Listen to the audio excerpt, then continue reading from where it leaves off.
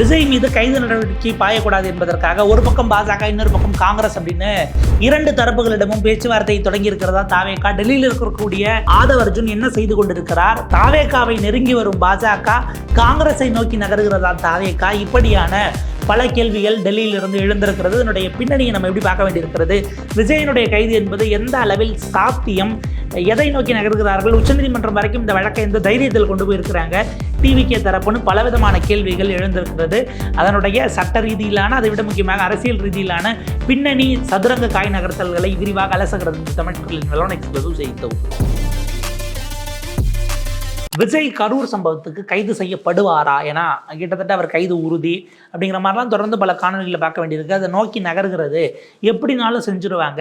கிட்டத்தட்ட ரஜினி கடந்த காலத்தில் சொன்ன மாதிரி அரசியலுக்கு வருவது உறுதி, தேதி பின்னர் அறிவிக்கப்படும் என்பது மாதிரியான பல விஷயங்கள் பேசப்படுகிறது. இது ஒரு பக்கம் கான்ஸ்பிரசி தியரியாக இருக்குது. ஏன்னா இமீடியட் அரெஸ்ட்டுங்கிறது எந்த காலத்திலும் தேவையில்லை.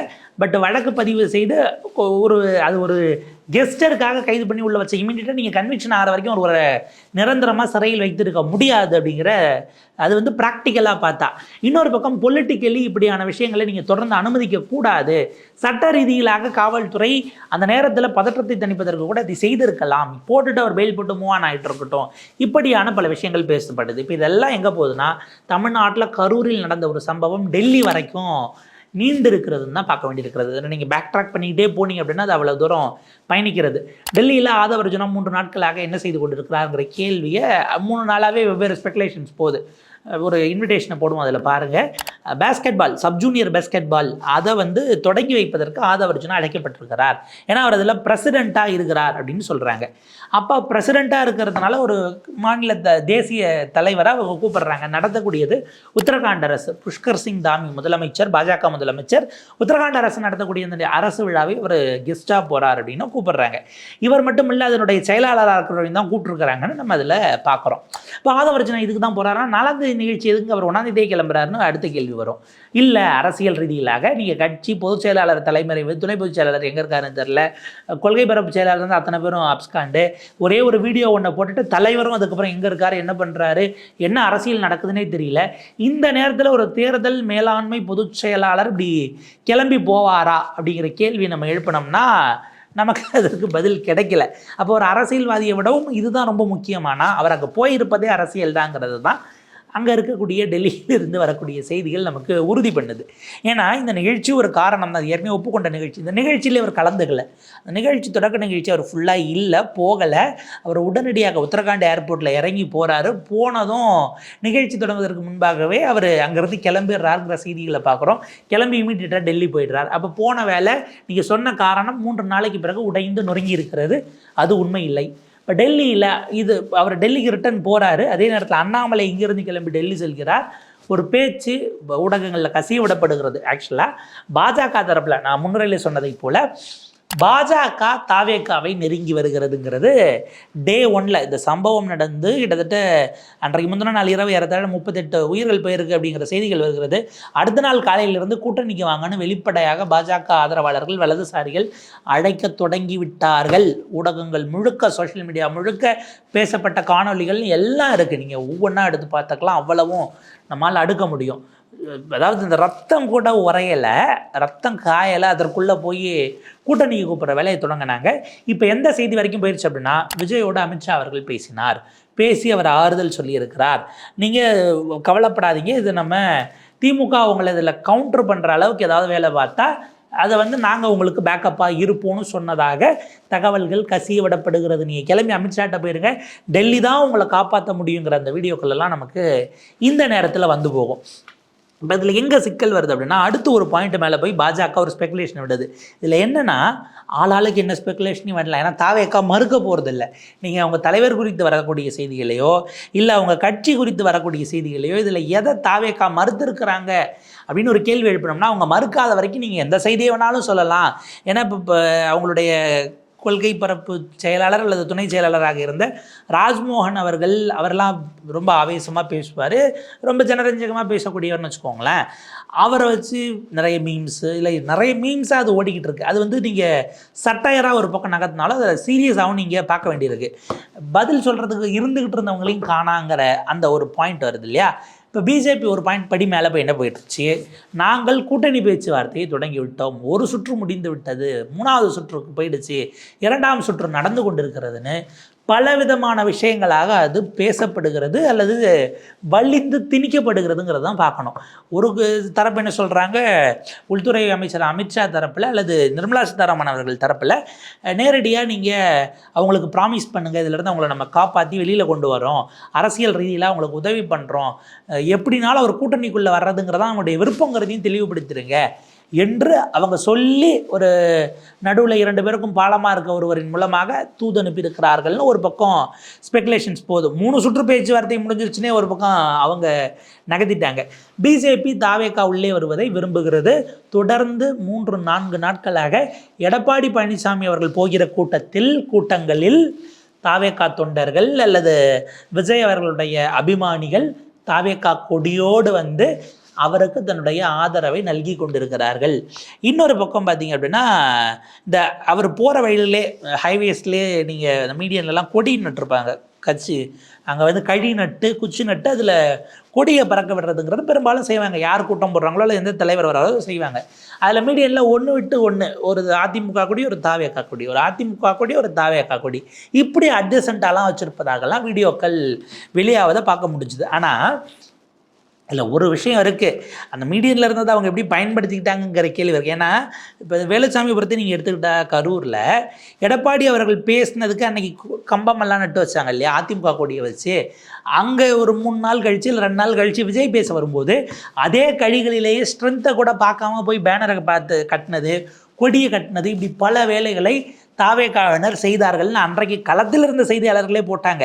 என்னன்னா இது அது நீங்கள் நடுறீங்கன்னா உறுதியாக இருக்கும். அது 3 நாளைக்கு முன்னாடி நட்டு கொடியை கழிட்டு இருப்பாங்க, அந்த கழிகளை சிலது அப்புறப்படுத்தப்படாமல் இருந்தது.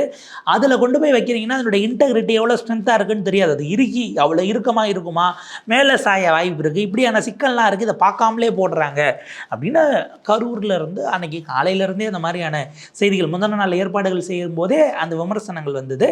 அது அப்படியான கொடிகளாங்கிறதையும் நம்ம கவனிக்கணும். பட் ஸ்டில் ஆதரவு அப்படிங்கிறத, ஏன்னா எடப்பாடி அவர்களுக்கு தாவேகா தொண்டர்கள் ஆதரவு கொடுத்ததை NewsJL அவங்களுடைய அதிகாரப்பூர்வ செய்தி ஊடகமாக இருக்கக்கூடிய NewsJவே ரிப்போர்ட் பண்ணுறாங்க அப்படிங்கிறதையும் பார்க்கணும். அப்போ அதிமுக பாஜக விருப்பத்தை தெளிவுபடுத்தி விட்டார்கள், உள்ளே வரணும், தம்பி வரணும்.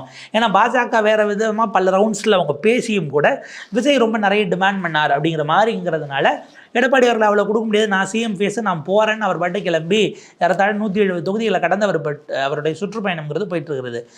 இந்த புரட்சி தமிழரின் எழுச்சி பயணம்னு நினைக்கிறேன். அந்த சுற்றுப்பயணத்தை எடுத்துக்கிட்டு அவர் பயணிச்சுக்கிட்டு இருக்கிறாரு.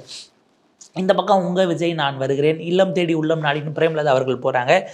அன்புமணி அவர்கள் வந்து பார்த்திங்கன்னா அந்த உரிமைகளை காக்க அப்படிங்கிற மாதிரி அவர் 2 டேக்லைனை வச்சுக்கிட்டு இது தலைமுறைக்கான போராட்டம்ங்கிற மாதிரி அவர் ஒரு பக்கம் பயணம் போயிட்டுருக்காரு. இப்படி ஆளாளுக்கு பயணம். இதில் இந்த நயினார் பயணம் இன்னும் தொடங்கணும், இந்த அக்டோபர் மாதம் தான் தொடங்கணும். அண்ணாமலை தான் அதை அறிவிச்சார், இப்போ அது வேறு பெண்டிங்கில் நிற்கிது. இப்போ இவ்வளவு இருக்கும் பொழுது விஜயை எப்படியாவது NDAவுக்குள் கூப்பிட வேண்டும்ங்கிறத வெளிப்படுத்திட்டாங்க. செய்திகளில் கசிய விடுவதன் மூலமாக கொண்டு வந்து நம்ம பக்கம் தள்ளுறதுக்கான நரேட்டிவை செட் பண்ணணும்னு இறங்கி இருக்கிறாங்கன்னு பார்க்க முடியுது. இது ஹேமமாலினி கமிட்டி வந்ததும் அப்படி தான். ஒருவேளை விஜய் பேச போகிற வீடியோவில் என்ன ஸ்கிரிப்டுன்னு தெரிஞ்சுக்கிட்டு ஹேமமாலினியை வச்சு அதையே சில மணி நேரம் முன்னாடி பேசினாங்களா, இல்லை ஹேமமாலினி அவர்களுக்கும் விஜய் அவர்களுக்குமான ஸ்கிரிப்ட் காமன் ஸ்கிரிப்ட் தானா, ஒரே பாயிண்ட்டு தானா என்கிற கேள்விகள் இப்போது அடுத்தடுத்து எழுகிறது. ஸோ இது இந்த இடம் ரொம்ப என்ன சொல்கிறது, ரொம்ப அரசியல் ரீதியில் ரொம்ப அவருக்கு catch-22 சுச்சுவேஷன் தான். நீங்கள் இப்படியும் போக முடியாது அப்படியும் போக முடியாதுங்கிற ஒரு நிலையில் இருக்குது. இது பாஜகவினுடைய வெளிப்பாடு. பாஜக தாவேகாவை நோக்கி எப்படியாவது கிட்ட வரணும்னு வந்துக்கிட்டு இருக்கு. இன்னொரு பக்கம் காங்கிரஸோடு தாவேகா போக போகிறது. காங்கிரஸ்குள்ளேயே ஒரு ஃபேக்ஷன் அதை தொடர்ந்து அப்படி ஒரு நரேட்டிவ் வர்றதை ரொம்ப விரும்புகிறாங்க. அவங்க ஒரு பக்கத்தில் எந்த லெவல் வரைக்கும் போயிட்டாங்கன்னா, கேரளா, தமிழ்நாடு, பாண்டிச்சேரி 3 இடத்துலையும் தாவேகா கூட காங்கிரஸ் கூட்டணின்னு வச்சுக்கலாம், டிஎம்கே விட்டே வெளியில் வந்துடலாம்லாம் அவங்களுடைய அபிலாஷைகளை பலரும் வெளிப்படுத்திட்டு இருக்காங்க. இதற்கான முயற்சிகளை, அதாவது விஜய் அவர்களை நீங்கள் ராகுலோட ஃபோன் பேசினார் அப்படின்னாங்க, முதலமைச்சரோட பேசினா முதலமைச்சர் அதை வெளியில் போட்டுட்டார். பட் இப்படி ஒரு ஸ்பெகுலேஷன் உள்ளே போச்சு, பேசியிருந்திருக்கலாம், அவருடைய வருத்தத்தை இல்லை தைரியத்தை கூட சொல்லியிருந்திருக்கலாம், அது தனி விவாதம். ஆனால் காங்கிரஸ் கூட்டணி நோக்கத்தோடு தான் அதை செய்கிறதா இல்லை நேச சக்தியாக காட்டுவதற்கு செய்கிறதாங்கிறது இருக்குது. ஒரு பாயிண்ட்டுக்கு மேலே நீங்கள் நேச சக்தியாக காட்ட தொடங்குனீங்க அப்படின்னா அது திமுகவை தொடர்ந்து எதிர்க்கிற விஜயோடு நீங்கள் நேச சக்தி எவ்வளோ தூரம் பாராட்ட முடியும்? பாராட்டினா நீங்கள் இந்த கூட்டணிக்குள்ளே உங்களுக்கான இடங்கிறது எப்படி இருக்குங்கிற கேள்வி வருது. இப்போ என்ன செய்தியை கிளப்புறாங்க, என்ன செய்தி வெளியிடப்படுகிறது அப்படின்னா, கிளப்புறாங்கன்னா யார் கிளப்புறாங்கிறது இருக்குது, கிளப்பி விடப்படுகிறார்கள். ஏன்னா பல நேரங்களில் நீங்கள் கட்சிகளுக்கு உள்ளே இருந்து சோர்ஸ் எடுத்து ஊடகவியலாளர்கள் வாங்கி ஒரு நியூஸை போடுறதுங்கிறது ஒன்று. கட்சி இந்த செய்தி நம்மளை பற்றி வெளியில் வரணும்னு நினச்சி ஊடகவியலாளர்கள்கிட்ட அவங்களா சொல்கிற மாதிரி சொல்லி பரப்பி விடுறதுங்கிறது தனி. அது டூ வே பாலிசி. ஏன்னா நம்ம பெரிய அளவுக்கு மீடியாவில் இருக்கிறோம், ரொம்ப ஆராய்ஞ்சு ஒரு முக்கியமான விஷயத்தை எடுத்து பிரேக் த்ரூ கொடுக்குறோம் அப்படின்னு நம்ம நினைப்போம். சில நேரத்தில் அவங்க தேவைக்காக அந்த செய்தியை போட வைக்கிறதுக்கு பயன்படுத்துகிறதும் இருக்குது. டெல்லியில் ஆதவ அர்ஜுனா ஒரு முக்கியமான காங்கிரசினுடைய ஒரு வழக்கறிஞர் மற்றும் தலைவரை சந்தித்ததாக செய்திகள் வெளியாகிறது. மேபி அவங்க யாரை மீன் பண்ணுறாங்க, ஏன்னா சுப்ரீம் கோர்ட்டுக்கு கேஸ் போயிடுச்சு. ஒன்று, அவங்க ஒருவேளை கபில் சிபில் அவர்களை மனதில் வைத்து இதை சொல்லி இருந்தால், ஏன்னா இப்போ வழக்கறிஞராக பார்க்க போனால் வழக்கறிஞராக கிளைண்ட்டு யார் வேணாலும் யாருக்கு வேணாலும் ஆஜர் ஆகலாம். அதுதான் ப்ரொசீஜரலாக ஓடிக்கிட்டு இருக்கிறது. நீங்கள் பிஸ்னஸ் வேறு, ப்ரொஃபஷன் வேறு, பிஸ்னஸ் வேறு, பார்ட்டி வேறு, பாலிட்டிக்ஸ் வேறுன்னெலாம் இன்றைக்கி நம்ம பலதும் பார்த்துக்கிட்டு இருக்கிறோம். மோடி அவர்களுடைய விளம்பரம், அவருக்கு ஓட்டு கேட்ட விளம்பரம் திமுகவை சார்புடைய அல்லது திமுக ஃபர்ஸ்ட் ஃபேமிலியினுடைய எக்ஸ்டெண்டடு டிவி சேனல்ஸ்லாம் ஒளிபரப்பப்பட்டது. அப்போ அப்படியான சூழலுங்கிறது கேட்டால் பிஸ்னஸ் வேறு அப்படின்னு அவங்க சொல்லிப்பாங்க. இப்படியான ஒரு தியரி இருக்குது. பாஜக சார்பிலே கூட பலருக்கும் கடந்த காலத்தில் பலரும் ஆஜராகிருக்கிறாங்க. இவர்கள் கபில் சிபிலை நினைத்து ஒரு வேலை சொல்லி இருந்தால், இப்போ ரிவர்ஸில் யோசிச்சோன்னா அபிஷேக் மனு சிங்வி வக்ஃபுக்கு எதிரான சட்டத்தில் ஐ திங்க் விஜய் அவர்களுக்கு தாவேகா போட்ட அந்த மனுவில் டாக்டர் அபிஷேக் மனு சிங்வி ஆஜரானது தான் ஞாபகம். காங்கிரஸும் ஒரு மனு போட்டிருந்தது, திமுகவும் போட்டிருந்தார்கள். அதனால் காங்கிரஸோட கூட்டணிங்கிறதில்ல. அபிஷேக் மனு சிங்வி ஒரு வழக்கறிஞராக அவங்கள பார்ட்டியாக வச்சுட்டு அவங்களுக்கும் சேர்த்து அந்த இம்ப்ளீடிங் பிட்டிஷனுக்கு ஆஜரானார். இப்போ கபில் சிபில் நினச்சி இவங்க சொல்லியிருந்தால் அடிப்படையே தப்பு. கபில் சிபில் இன்றைக்கு காங்கிரஸினுடைய எம்பி கிடையாது. ஒன்று, கபில் சிபில் இன்றைக்கு ராஜ்யசபாவில் இருக்கிறார், இண்டிபெண்ட்டாக போயிருக்கிறார், சுயேட்சையாக அவர் போட்டிக்கிட்டு இருக்கிறார். அவரை சமாஜ்வாதி கட்சி அகிலேஷ் யாதவினுடைய எஸ்பி ஆதரித்து அவரை இண்டிபெண்ட் எம்பியாக தேர்ந்தெடுத்து ராஜ்யசபாவுக்கு அனுப்பியிருக்கிறது. ஸோ கபில் சிபிலாக இருந்தால் அவர் காங்கிரஸ்காரருங்கிறதே அடிப்படையில் தவறானது, நகர்த்திடலாம். அபிஷேக் மனு சிங்வி சந்தித்திருந்தாலும் அபிஷேக் மனு சிங்விக்கு மரியாதை இருக்கிறது, லீகல் இதெல்லாம் எடுப்பாங்க, அவர் ஒரு இன்டலெக்டாக இருக்கிறார். மேபி சிடபிள்யூசிலேயோ இல்லை மற்ற இடங்கள் அவருக்கு ரோல்ஸ் இருக்கலாம். ஆனால் கட்சியினுடைய இறுதி அந்த கூட்டணி சார்ந்த முடிவுகளோ அஷூரன்ஸோ இதை முடிவு பண்ணுற அளவுக்கு இல்லை நகர்த்துற அளவுக்கு டாக்டர் அபிஷேக் மனு சிங்வி எந்த இடத்துல காங்கிரஸ்குள்ளே இருக்கிறாருங்கிற ஒரு கேள்வி இருக்குது. அவருடைய ரோல் நம்ம குறைச்சி மறுபடியில் ஃபைனல் காலோ இல்லை அதை இனிஷியேட் பண்ணுற வேலையோ அவருக்காக அசைன் ஆகிருக்காங்கிற ஒரு பாயிண்ட் இருக்குது. அவர் ஏற்கனவே இருக்கிற வழக்குகள் போயிட்டு வர்றது, ஏன்னா இப்போ வெக்கேஷன் முடிஞ்சு அடுத்து தசரா ஹாலிடே மொத்தமாக முடிஞ்சு வராங்க, அவ்வளோ வழக்கில் குவிய போகுது. இதுக்கான வேலைகளை நோக்கி தான் அவர் தயாரிப்புகளில் இருப்பதற்கான வாய்ப்பு இருக்குது.